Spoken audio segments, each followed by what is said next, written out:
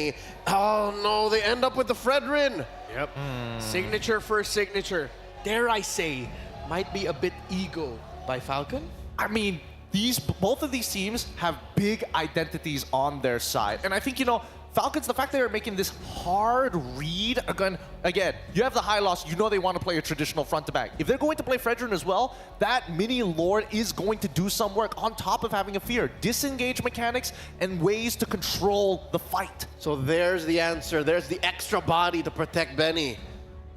Who knows what Bruno could do to a Louis, even on their way out from the diversion. I'm pretty sure Superface has memories of Zia's stray ball hitting him from that distance. Looking at the Phoveus pick, though, I kind of appreciate it for the fact that it might already turn off a potential Arlot pick for Fried Chicken, considering that, I mean, you're very familiar with this in MPL Philippines, that Phoveus has like a 90% win rate over an Arlot. Mechanically just wins. Yeah, mechanically just wins. It's not impossible, but it's a big possibility. And BTK, historically, when they have a high loss on their side, it goes into the hands of Shark.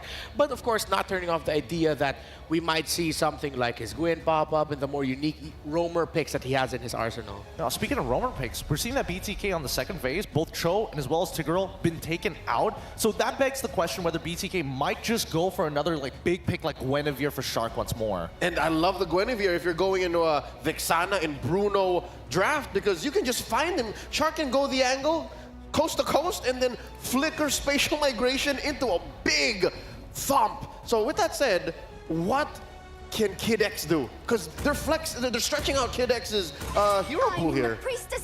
I think they still have, okay, they back out the Edith. Unless BTK steal away the Gothard, I'm thinking that Falcons might have to dig a little bit deeper in their own pool. I don't see them trying to go for, like, you know, Assassin Styles, the Hellcarts, the Natalias in that support sector just yet. Yeah, and everything that's anything in this current metagame has been picked, unless you go as deep as a Ruby. Ooh, that's a good call as well. Or an Arlet Roam, because again, you're expecting dudes to just come out of diversions. When you see that come in, Final Slash. Let's see if that's what Falcon might consider. So, as we said, BTK, they're going for their comfort style, which is getting a lineup that are good with protecting one or protecting two main figures, while Falcon... Oh my god. That is a risky throwback, but Gideon, you like the Alpha and the Minotaur. Because Falcons are saying, you want to play front to back, let's brawl. We are going all in on this. Everybody's ultimates, I mean, you're looking at BTK, based off of these four, they want to play a chase lineup here. And Falcons say, we can fight anywhere. As long as it's a choke point, Minotaur can do some work. We just need Alpha to buy us a little bit of time, if not the Phoveus. Given the direction that our metagame has evolved, I think Minotaur might be a good stop. Minotaur might be a good checkpoint to how well these teams understand the fundamentals of the team fight. Oh my god! What a swerve! Fredrin possibly going into the EXP lane. Oh no, it's an old throwback! Joy XP!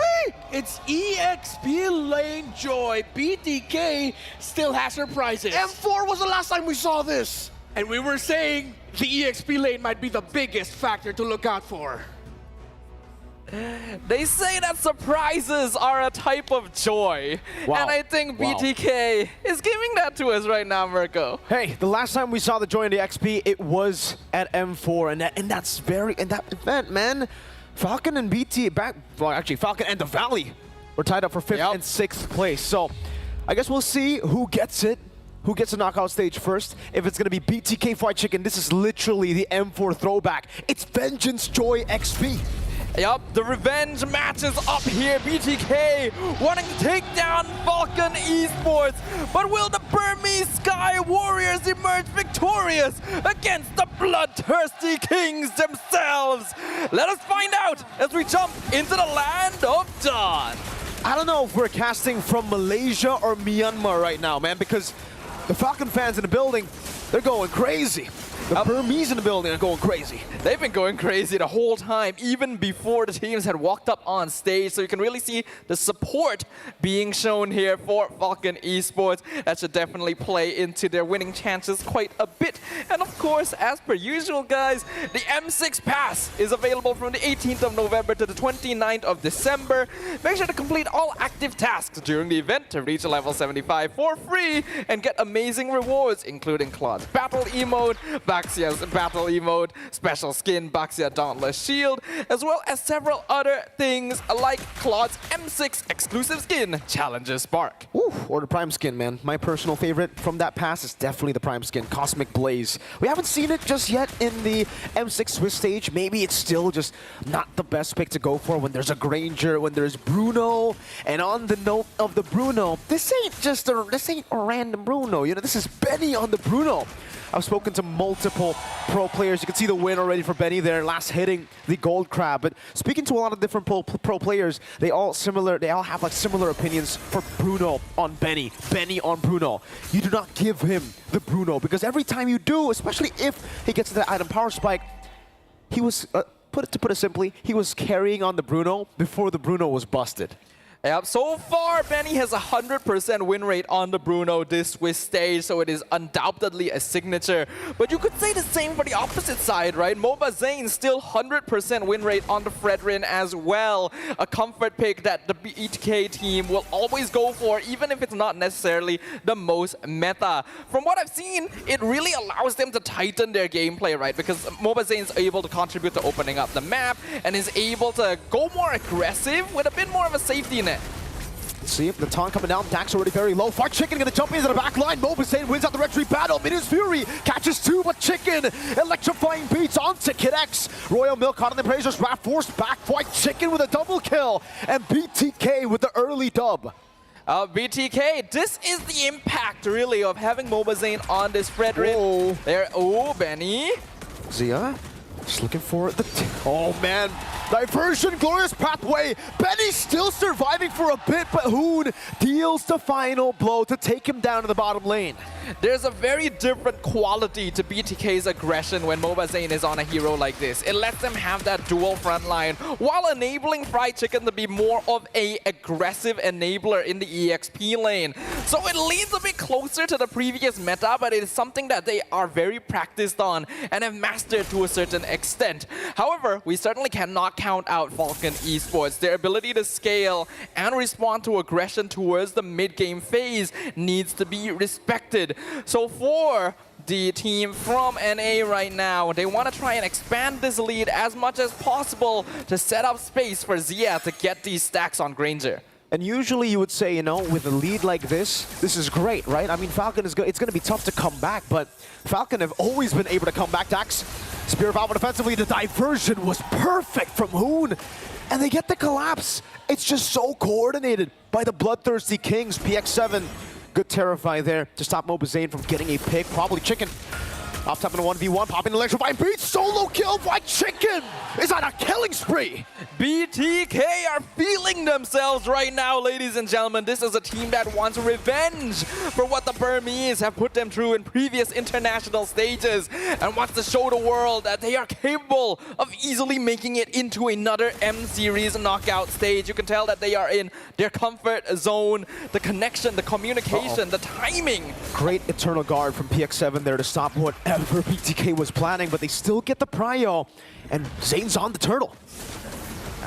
Being able to secure this turtle would help a lot. BTK already on a 3K net worth lead. Falcon Esports, they need this one. Minions Fury coming down. That's a retribution. Benny's the one who gets this shot. Going to be caught in the midst of it all. White Chicken jumps in with a diversion into the back. And now the electrifying beats will melt PX7. Zane falling down, but it's just Zane. That's Sonata 1 from Zia. That's a flicker from Zia. A Rhapsody, and Chicken will be dancing with the beats.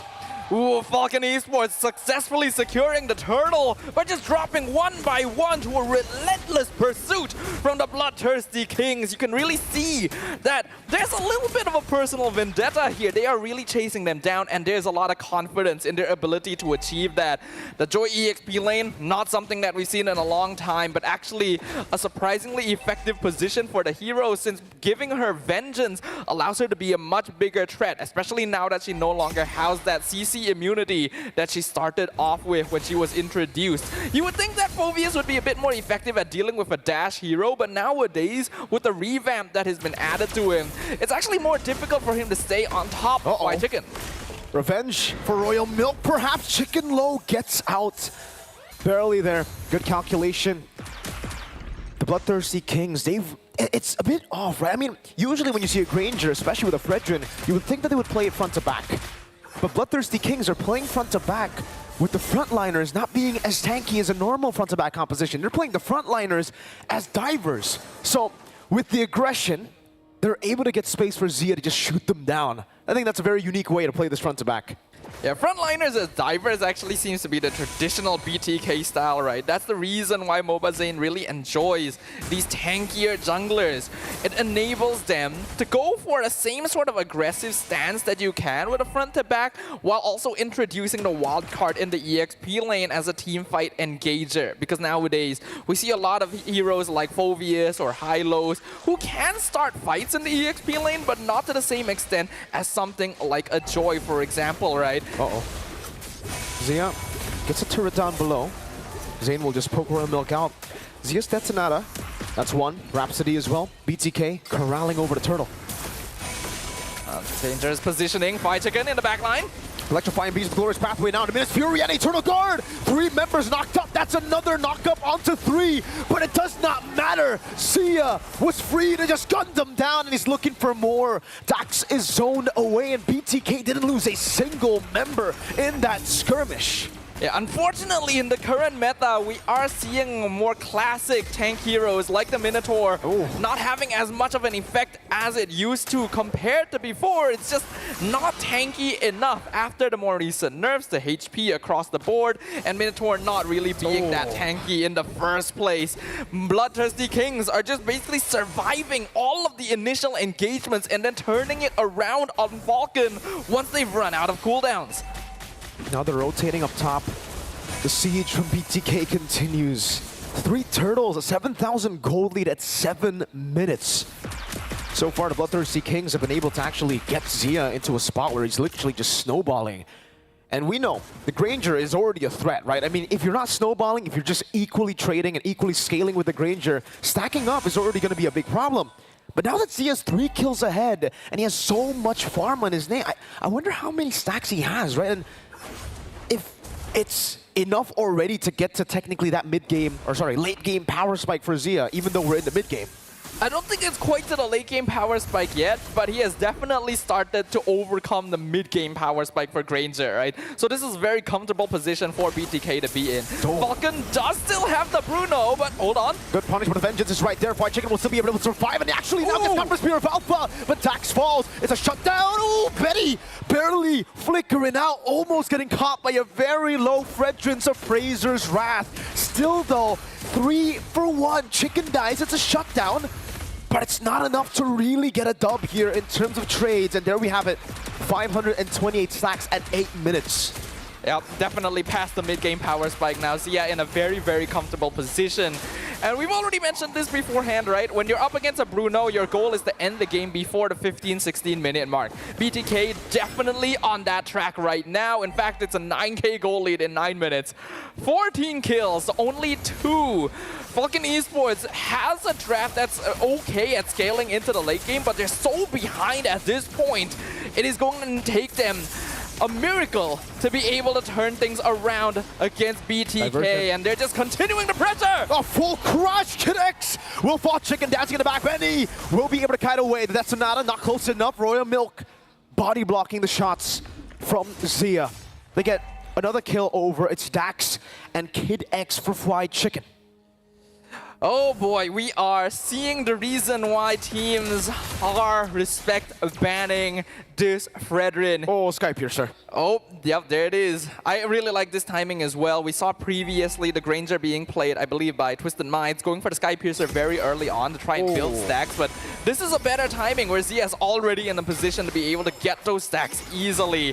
The first Lord pushing up top lane usually doesn't do all that much damage, but with the amount of advantage that BTK have under their belt right now, Falcon Esports, their counter engage is not bad, but they're simply not able to dish out enough damage to actually be a threat to BTK. They cannot even survive the initial burst, not to mention deal with mobazane. They were slow pushing up top. Oh my god, last shot!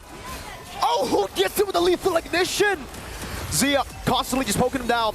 Dax in the mid lane, clearing out the wave. The Lord has dealt with one. Chicken trying to look for an angle. Now the Glorious Pathway is placed down. Royal Milk will be forced to flicker out. The Yin reaction ready. Dax still able to clear out the mini waves. Lord taken down up top. And Falcon half defended. But BTK with the first Lord. are able to crack a base turret open, and they're looking for more in the mid lane. Yeah, the higher your lead is with the first Lord, the more damage you can do. And even White Chicken being teleported in. With a diversion, out of Vengeance as well, gets knocked out with a Minus Fury, and Chicken should die. Sane though, in the midst of it all, still able to survive. Dashes out to safety, and Sia guns him down. One last Death Sonata earlier. 3-4-1 trade. Who looking for White Chicken? And now it's going to be Benny gunned down again. Sia with a Sky Piercer. 11 minutes, and BTK take game 1. Living up to their name, BTK is bloodthirsty for revenge, and they run down Falcon Esports without a shred of mercy. They said they were out for vengeance. They said they were out for payback, and they're showing the world what that payback looks like.